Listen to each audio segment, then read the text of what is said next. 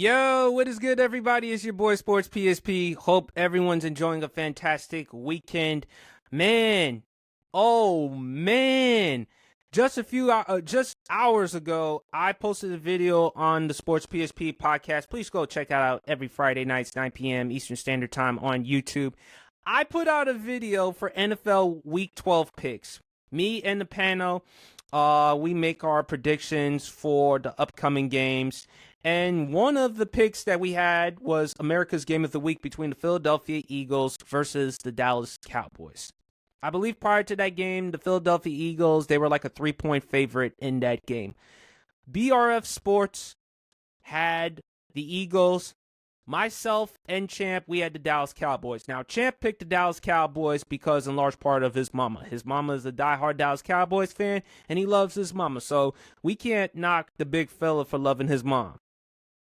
But I picked Dallas. Now, just to be clear, just for the record, I am no Dallas Cowboys fan. You ain't getting me to wear a Dallas Cowboy jersey or hat or anything like that. Don't anticipate me to do that. But with that being said, I picked the Dallas Cowboys over the Philadelphia Eagles. Some of the reasons was Dallas, when it comes to beating Philadelphia at Dallas, they have a pretty good record. Matter of fact, go check out Dak Prescott. I think prior to that game against the Philadelphia Eagles, his record against teams in the NFC East at AT&T Stadium is 21-2. 21-2. And look, I got to be honest with you. When I made my prediction and when the Eagles were up 21 to nothing, I'm like, what the hell did I do with my pick? I'm like, damn, I'm really a damn fool for actually picking the Dallas Cowboys.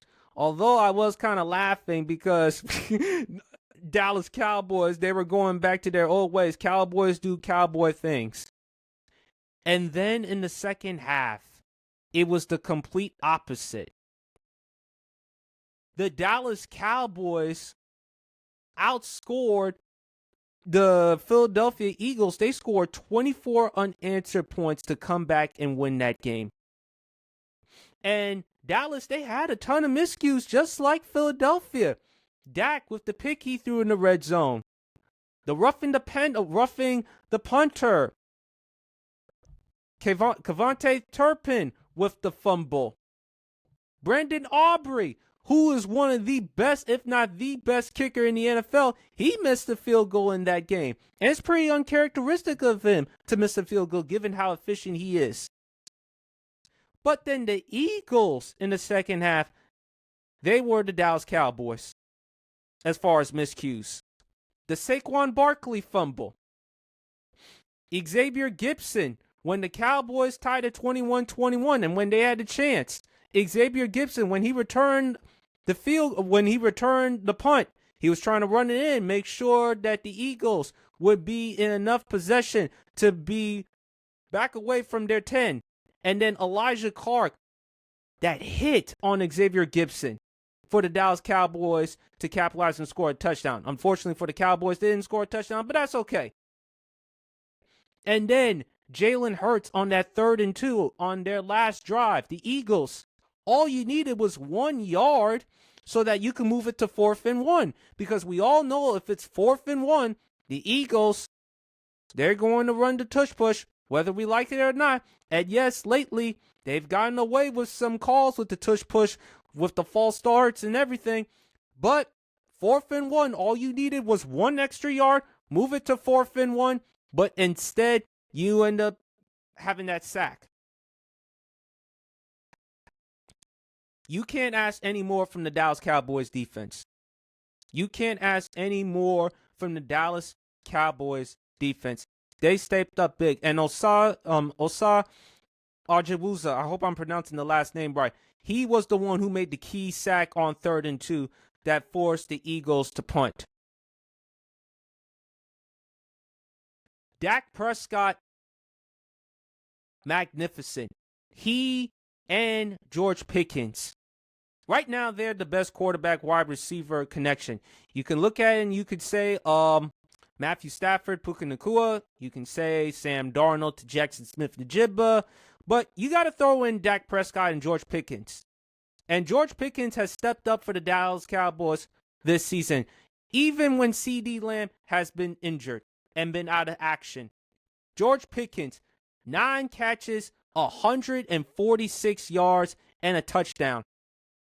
Dak, 23 of 36, 354 yards, 2 touchdowns, including the touchdown run.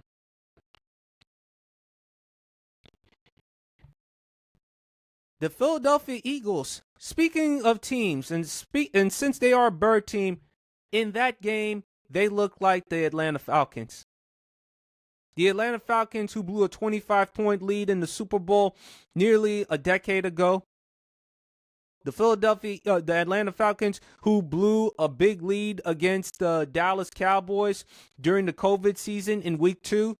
That's what the Philadelphia Eagles look like.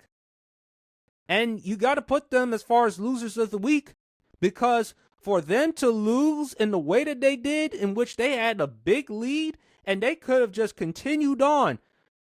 But for whatever reason, you can look at Kevin Patola with the play calling. You can look at the players. I don't want to hear A.J. Brown complaining, because he got his targets in that game. I mean, what A.J. Brown had 8 catches for 110 yards and a touchdown.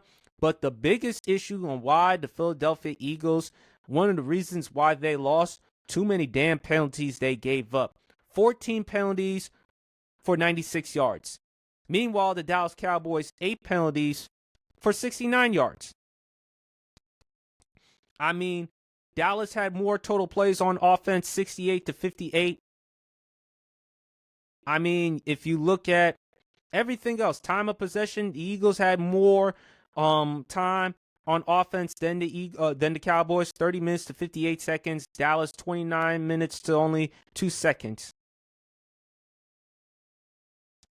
The injuries, we can look at Lane Johnson.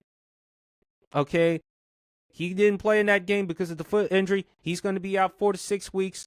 But it seems to me that the Dallas Cowboys have turned it around, because ever since that embarrassing loss to the Arizona Cardinals a few weeks ago, they made the trades for Quinn Williams and Logan Wilson. And of course, the tragedy of what happened to Marshawn Kneeland, rest his soul. Somehow, some way, the Dallas Cowboys are starting to turn it around. They're now 2-0, considering all those things that I just detailed. With the Philadelphia Eagles, and you know who's laughing? Not just the Dallas Cowboys, and you know who's not only laughing, but feeling pretty damn good about themselves? That would happen to be one Chicago Bears. Because, in case if people don't know, the Eagles and the Bears are now tied for the number 1 seed in the NFC. And oh, by the way, these two teams face off each other on Black Friday. This Friday. It's going to be interesting to see how that game plays out. But that's a different time for another day. But the Eagles. And if you look at your schedule, by the way, Philadelphia, you got Chicago this Friday. Then after that, Monday Night Football game, December the 8th, at Los Angeles against the Los Angeles Chargers. And the Chargers are still competing for a playoff spot, as well as the AFC West. Then after that, you got the Raiders. You should beat the Raiders. Then after that, you got on the road against the Commanders. You should beat the Commanders. The Commanders have the oldest roster in the NFL. Oh, and by the way, if I'm Washington, I shut down Jaden Daniels for the remainder of the season. Why at this point I throw him in? He's already had 3 injuries. A sprained knee, a hamstring, and a dislocated elbow injury.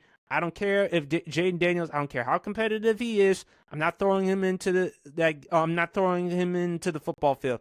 I'm not putting him on the football field for the season. I'm shutting him down for the remainder of the season, and I focus on 2026. Then after that, December the 28th, few days after Christmas, you got to go to Buffalo and face the Buffalo Bills. Now, you may have a chance of winning that one because Buffalo Bills, they can't stop the run, and they have their offensive issues. Lately, Josh Allen, with the turnovers in the past 2 games, he's thrown 4 interceptions. And on top of that, they're heavily relying on him and not doing the one thing that they should do more, as the big fella, undisputed world champ, has often said on my pod, as well as his pod and other pods, which is hand the ball off to James Cook. Champ would know, after all, he's a Georgia Bulldogs fan, and oh, by the way, James Cook played at the University of Georgia. And then the last game of the season, they have a home game against Washington. So Philadelphia has to be concerned about doing whatever they can to try to make sure they keep that number 1 seed. And oh, by the way, they got to make sure that the Dallas Cowboys don't get ahead, because there may be a possibility. I know it sounds ridiculous. I know it sounds foolish to a lot of people, especially Eagles fans. Do not be surprised at all that the Cowboys actually try and win the division. Because when is it that a team in that division has won it back-to-back years? Eagles, man. This is one of those what the hell type of games. Because you had a big lead, and then for somehow, some way, you lost it. I mean, you could say lost it. I'm going to give the Dallas Cowboys their credit. Especially the defense. They held the Eagles' offense to 0 points in the second half. And look, Eagles, Jake Elliott with the missed field goal, Saquon Barkley with the fumble, Xavier Gibson with the fumble. Still in all, the Cowboys did whatever they could to win. In the words of Al Davis, just win. Just win, baby. And that's exactly what the Dallas Cowboys did. We should talk more and more about the quarterback wide receiver duo between Dak Prescott and George Pickens. This is one of the reasons why they brought in George Pickens. And even though George Pickens has had immaturity issues going back to his days in Pittsburgh, but for him to be in Dallas and now stepping up, and he has stepped up since CeeDee Lamb has been injured, what more could you say about George Pickens? And now already has over 1,000 yards and is definitely going to make the Pro Bowl this season.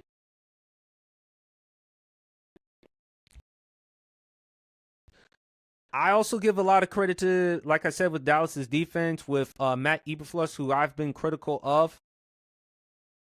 You just got to tip your hats off to the Cowboys defense. This was supposed to be a great opportunity for the Eagles offense to just torch the Cowboys defense.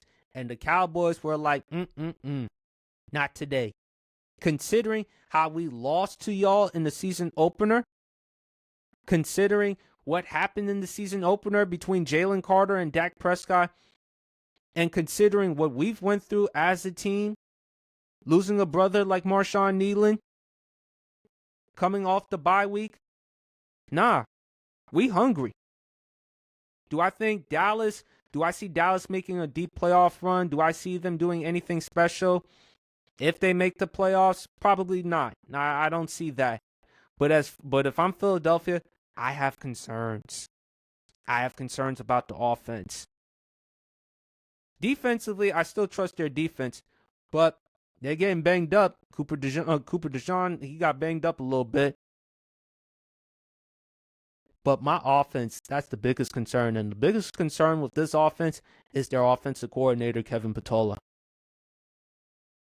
And Nick Sirianni, you better come up with something.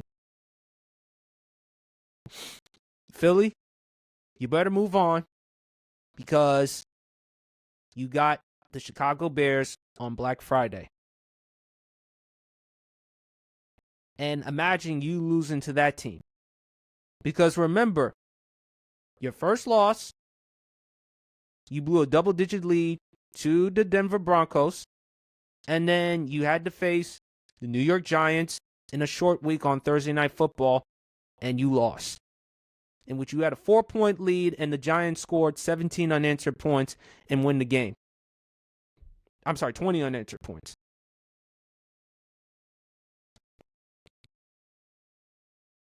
Philly, y'all better get it together with the offense and the penalties.